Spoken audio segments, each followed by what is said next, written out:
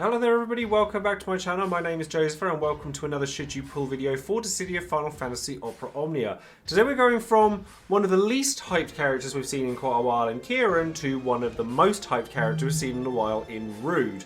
Now, if it weren't for Kieran, it'd be very much an FF7 kind of period of time. Well, we've had Reno, we've had Sephiroth, and now we're getting Rude as well. So for all of you fans of FF7 out there, there's plenty for you to be excited about. So if you'd like to find out more about why Rude is quite as hyped up as he is, and how to tackle his, thankfully, slightly easier Lufenia mission than ones we've had recently, then stay tuned and keep on watching. As always guys, don't forget to check all of my social media links in the description box below. Of course, over on Twitch I'll be streaming Rude's Lost Chapter, or not Lost Chapter, his character event rather, on Christmas Eve on the 24th, ready for when it comes out. And I've also got my Christmas quiz Final Fantasy Extravaganza for Boxing Day, or the day after Christmas Day. And I'm actually really close to my 4,000 follower goal, and I would love to hit my follower goal before the end of the year. It would be a massive improvement on what 2020 has offered for a lot of us. So if you haven't followed my Twitch channel already, I would love it if you just went over there and clicked that little button for me. When it comes to Patreon, obviously I give a shout out to every one of my patrons or every time I release a video, but I always give one specifically to a random person each time I release something. And today that person is going to be Zyprus, who has been a follower of mine for a very long time now, ever since the FFTCG days. So thank you very much for your long-standing support. It means a heck of a lot to me. Don't forget to check out all of the websites surrounding me as well for Dissidia, and of course don't forget to check out all the content creators that are out there besides myself. So before we make any decisions on whether we should pull for any particular character or not, of course we need to know exactly what that character does. So with the banner, before we go on to Rude himself, Rude is obviously going to be arriving with his EX, his LD, and the rest of his kit. Sephiroth will be returning for one last time with his burst, but only his burst on this banner. And then we're also going to be getting Yuffie EX and Lan and Rain EX along for the ride as well, which are nice consolation prizes for people who didn't pull for them before, because they were quite inconspicuous of the timings in which they were released, and Yuffie in particular is one that people would like to have hold of because she has a very unique ability to cheese certain events, such as Mog way down in the future, due to her ability to reflect debuffs back to the opponent.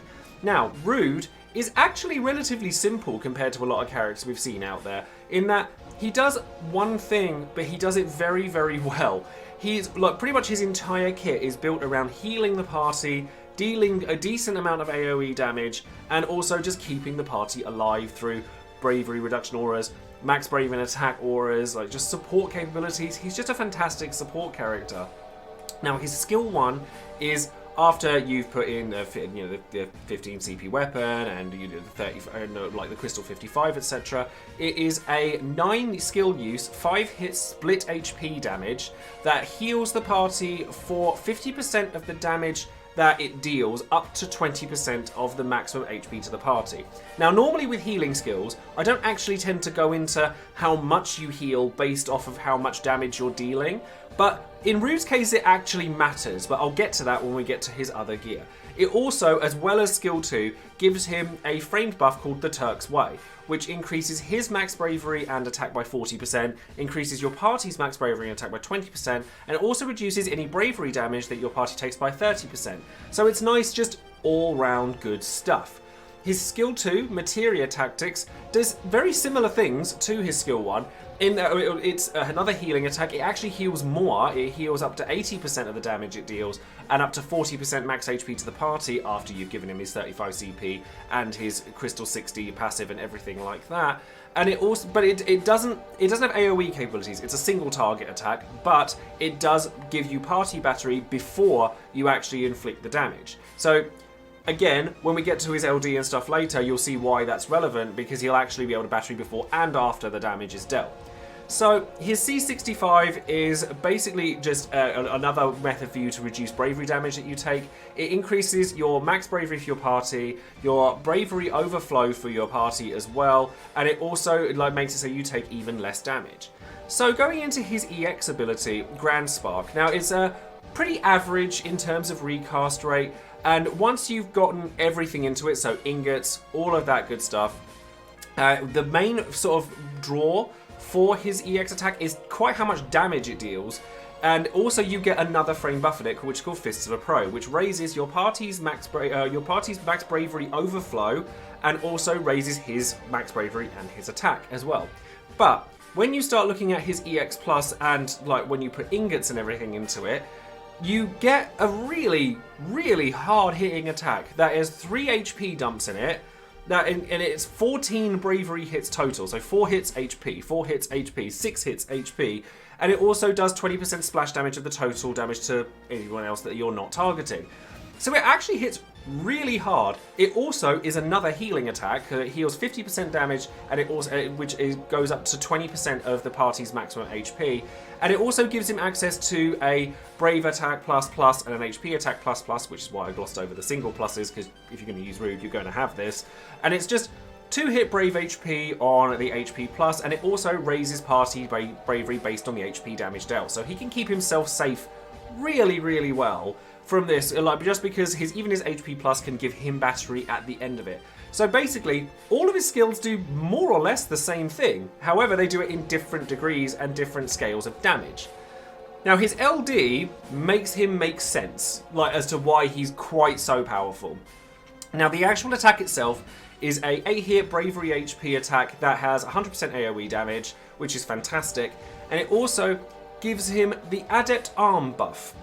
It also heals, same as all of the other skills does. In fact, it 100% heals. It heals everyone up to full health based on 100% of the damage that you deal from the attack. But what Adept Arm does is it makes it so that any healing overflow that you would get above your maximum HP gets increased by 500% and then added to your bravery instead. So basically, every attack that Rude does will heal you and battery you pretty much without fail. Some more than others, like if you need more HP, then you use his skill too, or you use his LD. But basically, he's very single-minded, is Rude. But given that he does lots of HP recovery, like you're going to be at full health practically the whole time. Like he's going to be battering your party pretty much to max bravery every time he does anything.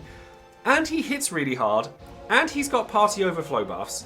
And he's got like attack and max bravery buffs. And he reduces your bravery damage that you're taking.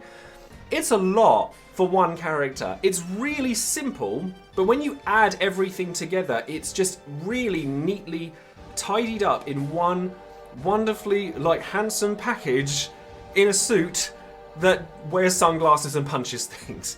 So honestly, like it's really hard to argue against Rude. Like there are other characters that do what he does, but not quite as just neat and tidy as he does. He does great damage. Like that EX hits like a bus, and to be honest, the rest of his attacks, the potencies on them are actually surprisingly high. And he's healing, he's battering, he does all that good stuff, and that's pretty much all I have to say about him. He just does everything he does really well. Now, of course, Rude does have a cool ability as well, and it's a variant on Crush Hammer, but given that all of his skills do a lot of the same kind of stuff, you can imagine what his cool ability will do as well. It's 5-hit AoE Brave HP, split damage, and it heals you, which is pretty much all you really want it to do. It's a great complement to, say, Pinello's cool ability. It's just nice to have. Obviously, like, you're going to probably be using Rude in your party regardless, but if you're not taking him, then taking him as a cool ability isn't actually a bad thing either. His high armor is very much in the same sort of line as Gladio. Now, Gladio has this, like, his armor is not quite as good as Rude's, but Rude's is not quite as good as a lot of other characters. But given that the frequency in which you'll probably use Rude going forward, picking up his high armor isn't the worst idea, even if you're not all that impressed by the effect of it. But party attack up by 5%, at least it's going to sort of play into what he does, and it's just going to increase the party's capabilities offensively and defensively at the same time. And he will cap out on bravery regularly due to the amount of battery that he has. So giving him that sort of break damage limit is going to help him. And when it comes to artifacts, he wants attack because everybody wants attack. His C50 increases your party's max HP by 5%, and this is really nice, although some people might argue that having that much HP is unnecessary, like people said so with Gladio, so you might want to consider perhaps going into max bravery instead so that you have more abilities to overflow, and because he caps out so frequently, you might want to consider max bravery instead. But I quite like the fact that a party-wide HP buff is there, because it just adds to your safety. Honestly, a combination of Rude and Gladiolus, you are, like, safe. That is a blockade that happens to deal a pretty decent amount of damage, and you're just safe from bravery, from like just your HP is safe. It's just a great duo to bring along to anything, as long as you're bringing the appropriate damage dealers to go with them. Like, they're just a brilliant pair together. So now that we've looked at Rude, we can now take a look at the mercifully slightly easier Lufenia mission that comes along with him. It's not nearly as bad as Sephiroth's or Kieran's or Reno's. It's a lot more manageable. No, in no small way, because there's an actual trigger for the orb that means that you don't have to worry about it. It's not all about just damage race, beat everything down constantly. So the masked monks, their main, or the orb that comes with them, it starts, like when the fight starts, it starts there straight away for 15 turns, and like the last few fights, it changes depending on the HP threshold, so it comes again when they're under 70% HP, and then it becomes again when they're under 30% HP. So there's 3 of them, so AoE damage is going to be a really big deal for these guys, and basically you can pause the orb as long as the enemy's bravery is less than 10,000. So basically, the Lufenia orb requirement is hit them. Just hit them hard, and the orb won't cause too many problems. However, they do like to sort of battery themselves quite a lot, and if you don't let them get out of control, then breaking them and bringing their bravery down gets much, much harder. So basically, first things first, they are, as you can see from Rem's post here as well, they are immune to thunder. So no Reno and no lightning. So they're the characters you're not going to be wanting to bring along with you. They also have heavy resistance to both ranged and magic, but you can get around that through Enchant Imperil. So Kuja is actually a great shout for this. And I've actually seen Gal used quite a lot for this particular mission alongside Gladio and Rude, and it's actually a really nice team. Just be cautious, because they do like to cleanse debuffs with their main mechanic, which I'll get into in a moment, so you'll need to reapply Imperils if you're going that way about it. Now, the enemies have masks on, as you can see. So like these masked monks, they have white masks to begin with, and then after they take actions, the masks level up, as it were. They go from white to yellow to red.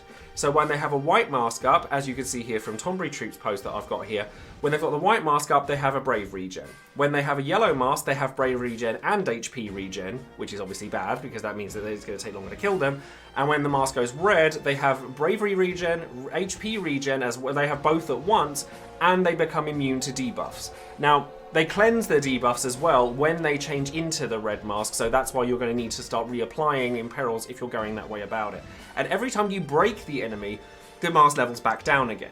So when you just want to try to keep them broken as regularly as possible for obvious reasons. Sephiroth's burst is going to be absolutely magnificent here, because obviously every time you break them, their bravery resets to 1, and you can just break them over and over and over again. And then basically the enemies will just continually shift down, up and down the levels when it comes to their masks. There will be points at HP thresholds, particularly 50% HP, where they will suddenly go red and you'll have to deal with them. And when they do go to red, they also like to gain these bravery shields, which aren't a buff, so you have to get around them by just hitting them and getting the shield broken as quickly as possible. They'll have like a blue mist around them or an aura, and you'll have to break them that way. Now, like I said, this isn't nearly as strict on the characters that you can bring along as the last few missions were, but the same sorts of characters are actually really good for this. So Gladio is an absolute godsend. There's 3 enemies for a start.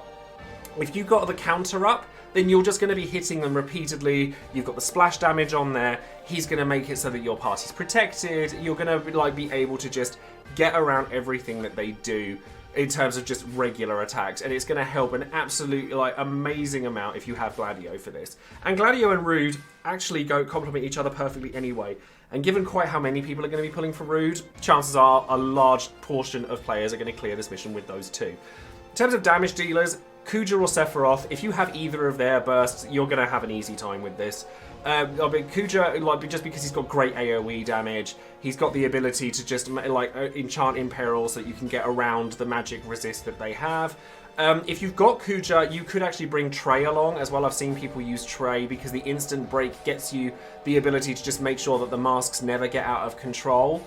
Kieran's obviously going to be good because he's Synergy, he's Lost Chapter, he's got 100% AoE damage on Holy Restrike, so that's going to help out here. But basically, you're just going to want to be able to break the enemies on the regular.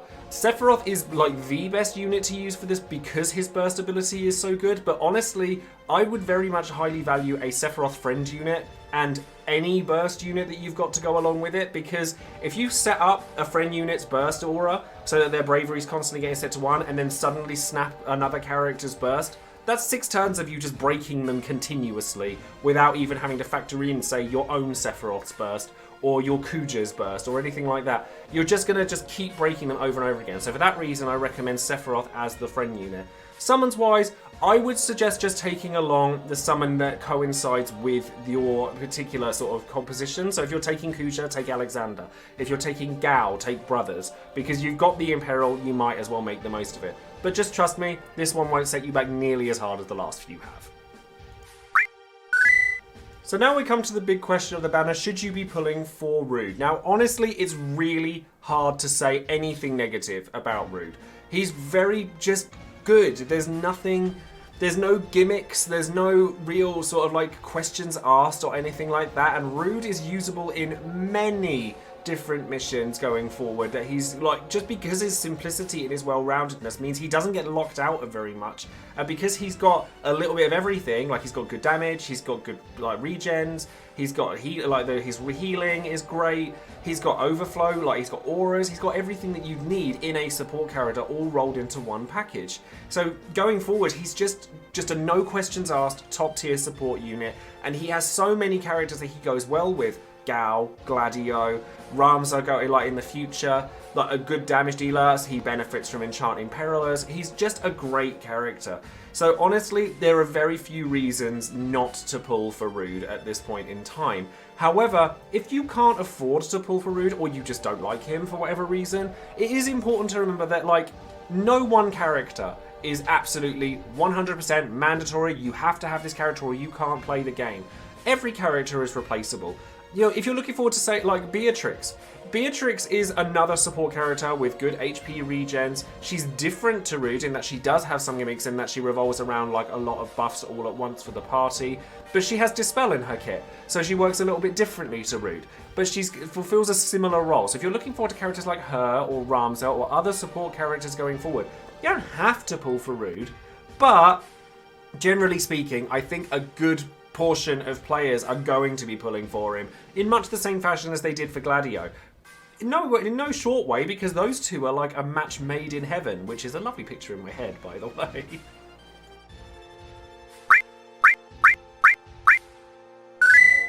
So now we come to the portion of the video in Would You Pull, where you, the viewer, get a chance to let your voice be known and let everyone know whether you would or wouldn't pull on any particular banner and give your reasons why. Now, Rude's kind of an obvious one, realistically. Like, you've seen the video up to this point, you've probably seen other people talk about Rude for a while, and I'm sure you can pretty much guess where this video is going to be going. So, of the patrons I asked, pretty much everyone voted on this one as well. 75% of people said yes, they were going to go in with gems, and 25% people said yes, they were going to go in with tickets. 0% said that they weren't going to pull on Rude at all. Now, most of my comments were very much in the same vein as what you can see here from ABC. It says here that the comment is not intended for the video, but I'm going to put it in there anyway because it pretty much exemplifies how a large portion of the player base feels about this particular banner. Sad Panda here says, I'll be using tickets because I still have an excess of them, but I would gladly pity Rude if necessary. There's nothing quite like having a reliable healer, which is absolutely true. I'm tempted to go in with tickets because I already have Sephiroth's burst, but I don't think I can. I think I will just settle for the fact that I could end up hitting a Sephiroth burst dupe and just go in with gems anyway, because he's just that great. Rude is just that great to have. Jordan Caballero says, 100% going all in on Rude. His damage output on top of being an aura-based support is insane. How can one unit provide so much for your party while not taking up a single buff slot on their bar? Couldn't have said it better myself. Passive healing, Brave Battery for overheal. Could you really ask for any more from a support? Not until Paladin Cecil comes along, no. But when it's going to take a while for Rude to be superseded by anybody. But he doesn't have a burst, and like the fact that he doesn't means he's probably one of the best characters without one that we're going to see for quite some time. However, not everyone is as hyped for him. So Jeffrey Redcloud says, I'm not as hyped for Rude as everyone else, but I still think I'm going to go in with gems. Reno destroyed my ticket stash that I worked to stockpile. I need his full kit and some stuff for Yuffie anyway. Not to mention another chance at Sephiroth's burst, assuming I don't get it in Kieran's banner. Well, yeah, I mean, there's even people who don't necessarily like the character, like few and far between as they are, they're still going to probably pull on this banner because he's just that powerful. He's just got so much going for him that it's really hard to say no to him. As a matter of fact, there are people who feel so strongly about it that I got an entire... if you could see here, just here, I'm not going to read the whole thing out because it's very, very long. But Dome and Dragoon here has written us like an entire poem / song to talk about how he's going to be pulling for Rude, and that should kind of just speak volumes for him, really. So that's going to be it for today's video. Thank you all very much for coming to watch, and thank you to each of my patrons for coming and voting and commenting on why they're pulling for Rude and how hard they're going in for him. Obviously, as I said earlier, on Christmas Eve I will be streaming Rude's event on Twitch, and I would love for you guys once again to go and click that follow button on Twitch because I'm so close to my goal for 2020, and it would be amazing, especially given the short amount of time in which I have been streaming. It's been phenomenal, so I really would love to send it all out with a bang. So thank you very much for doing that in advance. Don't forget to like the video, subscribe to the channel, and hit that bell for notifications for any future videos I might be making, whether it's Opera Omnia related, FF Count Up related, or all sorts of other stuff. It's all going to be great going from here and well into 2021 with any luck. So thank you all very much, and I will see you guys in the next video. Take care. Bye bye.